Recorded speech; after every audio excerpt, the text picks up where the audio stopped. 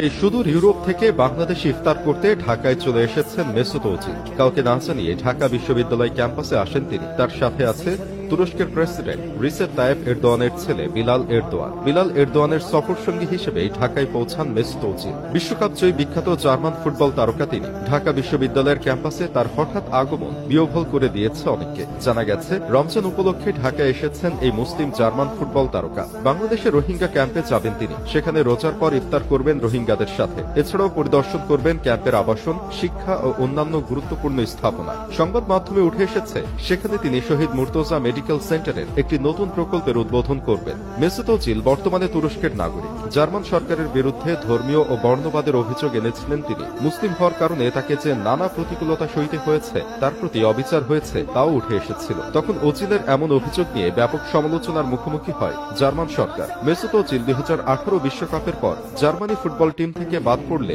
জাতীয় দল থেকে অবসর নিয়ে নেন। জাতীয় দল থেকে অবসরের পর তুরস্কের ক্লাবে যোগ দেন ওজিল। এরপর 2023 সালে সব ধরনের ফুটবল থেকে অবসর গ্রহণ করেন